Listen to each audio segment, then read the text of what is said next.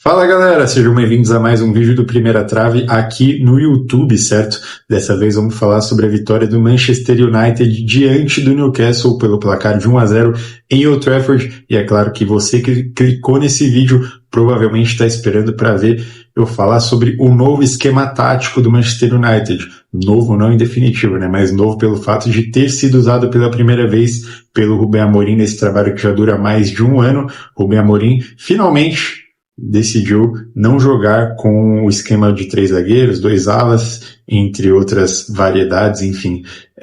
Usou linha de 4 dessa vez e vamos falar bastante aí sobre isso, tanto em campo, tanto o que isso pode significar, né, para o trabalho de modo geral.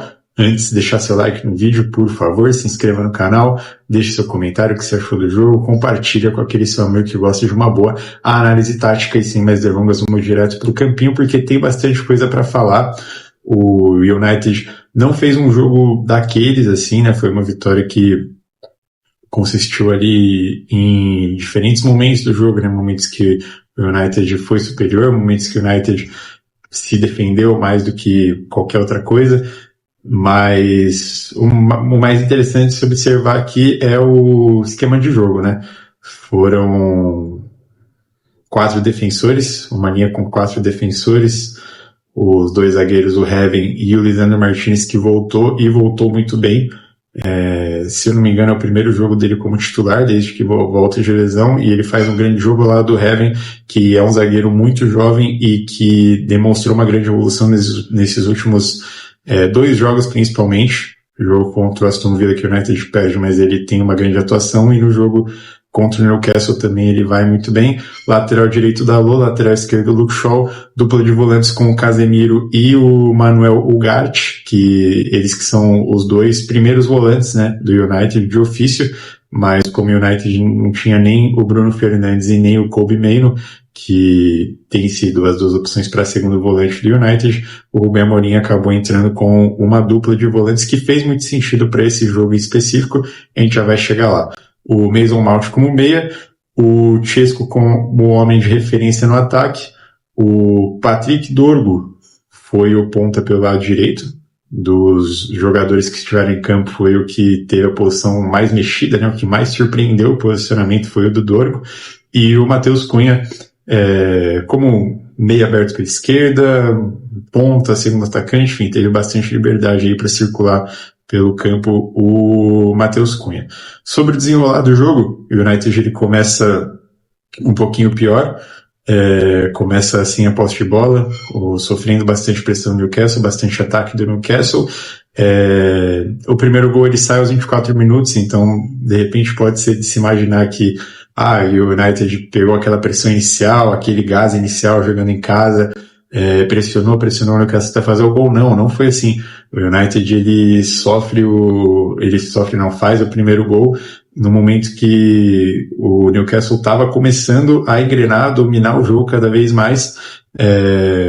Uma bola parada ali, uma jogada bonita, né, originada ali pelo Chesco, depois um avanço ali do Matheus Cunha, gera o arremesso lateral. No arremesso lateral, na sobra, o Dorgu acaba acertando um chute de imensa felicidade e abre o placar, faz o primeiro e único gol do jogo pro Manchester United. A partir de então, ali pelos 15 minutos finais, né, um pouquinho depois do gol, o United acaba vivendo seu melhor momento no jogo, em termos de ter a posse de bola, de conseguir controlar e tal, e assim, foram só esses 15, 20 minutos do jogo inteiro. Antes disso, depois disso, foi posse de bola no Newcastle, pressão no Newcastle, o United resolvendo se defender e jogar no contra-ataque. Isso vai ficando cada vez mais nítido ao chegar à reta final do jogo, né, com as substituições cometidas e tudo mais. É algo que faz muito sentido na minha concepção. Era de se imaginar também que o United sofreria para atacar, para criar chances nesse próximo mês e meio, mais ou menos, enfim, que o United está sem o Mbeumo, está sem o Amad Diallo e sem o Bruno Fernandes. O Mbeumo e o Diallo são os jogadores que fazem a dobradinha pelo lado direito, né? O Diallo como ala, o Mbeumo como ponta, e que, como eu sempre destaco aqui, tem sido as principais peças de ataque do Manchester United, e que desde que o Diallo retomou a posição de titular e passou a fazer essa dupla com o Mbeumo, eles foram assim um divisor de águas para a produtividade do ataque do Manchester United, a ultrapassagem de um pelo outro, enfim, as jogadas associadas deles ali, movimentos coordenados pelo lado direito do ataque do United foram assim, uma coisa que mudou bastante a produtividade ofensiva do time do Rubem Amorim. E o Bruno Fernandes, por ficar aqui do lado do Casemiro, armar jogadas pelo meio, fazer lançamentos, pisar na área também, né, com boas finalizações. É o homem aí que, desde que chegou no United, né, é um dos mais criativos de toda a Premier League, do mundo como um todo, né. Então o United, ele sofreu e vai sofrer bastante para criar oportunidades. Então a tendência é que a gente vê cada vez mais nessas próximas semanas o United, principalmente contra adversários de alto poderio ofensivo, né, de alto potencial ofensivo, abrir mão da posse de bola e apostar nos contra-ataques e apostar, claro, na defesa. Taticamente o jogo se desenrolou, então, como eu falei, com o Newcastle com a posse de bola. A dinâmica defensiva do United foi muito interessante, porque o Newcastle, quando você vai jogar contra o Newcastle, é muito importante que você defenda o meio-campo deles. O meio-campo deles, que é conhecido por sempre ter 3 jogadores de meio-campo que sabem atacar e sabem defender muito bem, que tem muita qualidade técnica, que pisam bem na área, assim como armam também muito bem o jogo perto da saída de bola. Então é muito importante você estar atento a esses movimentos e a essa presença deles, né, no geral. E foi por isso que eu falei que fez sentido o United entrar com essa dupla de volantes aqui, porque foram 2 caras que conseguiram conter muito bem o trio de meio-campistas do Newcastle, e em partes foi o que parou, né, o ataque do Newcastle, foi o que limitou bastante, parou não, né, mas limitou bastante a produtividade do ataque do time visitante. Claro que também tem um pouco da necessidade nisso. Como eu falei também, não tinha nem o Maino nem o Bruno Fernandes, foram meio que as opções que sobraram aqui para fazer essa dupla de volantes. O Casemiro, que é o titular, né, o Ugarte, que é o reserva do Casemiro, foi o que sobrou para jogar do lado dele como um segundo volante, digamos assim.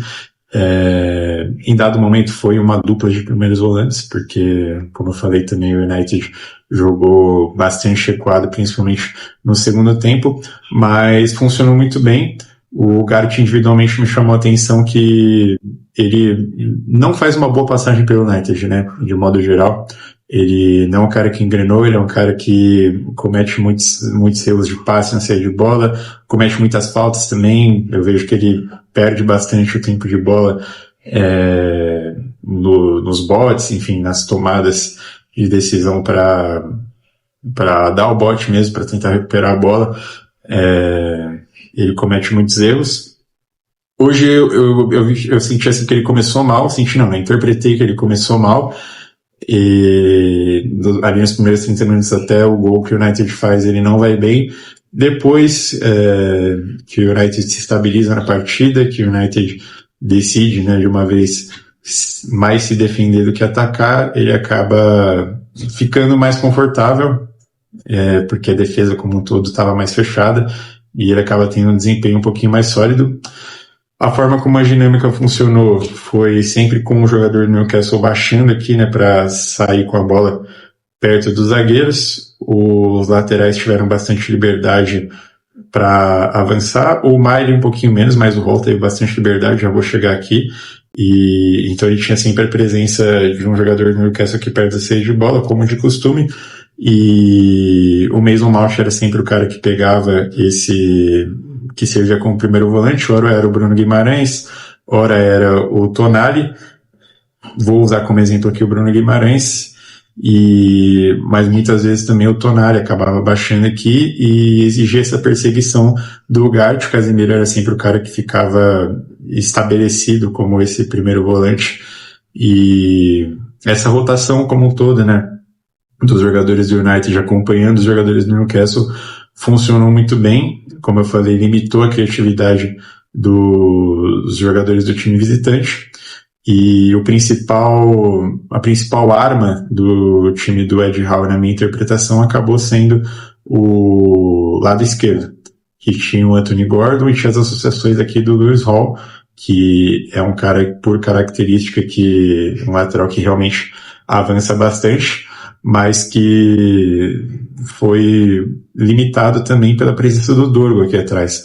O Dorgo que começou como ponta direita, a princípio, mas recompôs muito bem por esse lado direito. Ele que está acostumado, jogando como ala, mesmo pelo lado esquerdo, a avançar bastante e recompor também. Tem certas dificuldades, lógico, não é um jogador perfeito nesse aspecto, mas nesse jogo em específico ele recompôs muito bem, ajudou muito bem o Dalot. Ora era o Gordon aberto também, né, e o Hall por dentro. E foi o que melhor funcionou, né, da parte do Newcastle. Eu falei aqui que o United soube defender bem isso, realmente soube, mas também não anulou completamente, né? Foi um duelo muito interessante, um duelo que aconteceu com uma frequência muito alta, né? Por esse lado, com um ritmo muito forte também, né? Muitos dribles, muitas faltas, muitos desarmes, muita coisa aconteceu por esse lado, o que, de certa forma, dá até para dizer que é positivo para o United, porque indica, né, que o United conseguiu parar essa engrenagem no meio campo do Newcastle, que na minha concepção é o ponto forte da equipe, e a equipe acabou dependendo bastante dessas jogadas pelo lado esquerdo, e como eu falei, não que esse lado esquerdo tenha ido mal, mas acabou não sendo suficiente para o Newcastle produzir da forma como costuma produzir melhor. Tem também o Voltemade por aqui, que é um novo centroavante do Newcastle, tem feito partidas boas, partidas ruins, no geral faz um bom começo de temporada pelo Newcastle, mas no jogo desta sexta-feira ele não foi bem, foi praticamente anulado aqui pelo Heaven, pelo Lisandro Martinez, né, hora por um, hora por outro. As linhas do United também estavam muito bem compactadas, né, quando o United resolveu abrir mão da posse de bola, então você tinha aqui o Ugarte fazendo uma boa cobertura, o Casemiro principalmente, que ficou como primeiro volante, né, fazendo uma boa cobertura aqui para fechar qualquer espaço onde o Voltemade poderia receber a bola. Então, de modo geral, o United trabalhou muito bem, como eu falei, destaque para os zagueiros, destaque para a recomposição do Dorgo, que fez uma grande partida. Ofensivamente, queria destacar também que é algo que gera muita curiosidade, né? A presença do Dorgo por aqui, como ele foi como ponta direita. Eu não acho que ele foi e nem que ele vai ser aquele ponta e nem sei se ele vai voltar a ser ponta de fato, né? Nas próximas partidas, mas quando ele for, ele não vai ser aquele ponta, não tende a ser pelo menos, posso estar enganado, mas ele não tende a ser aquele ponta de receber bolas aqui atrás e partir para um contra um e tentar dribles, enfim, ele não tem isso no arsenal dele, ele não tem a característica do drible, mas ele é um cara muito funcional aqui perto da área, ele pode ter uma boa finalização. Teve uma das jogadas que ele acaba recebendo ali de jogadas, acho que do Matheus Cunha, principalmente, que o Matheus Cunha aciona ele aqui para finalizar a jogada, né, nesse terço final. Ele acaba chegando num contra um contra o Lewis Hall, e aí não é o momento que exige muito do desenrolo dele, né, a grosso modo.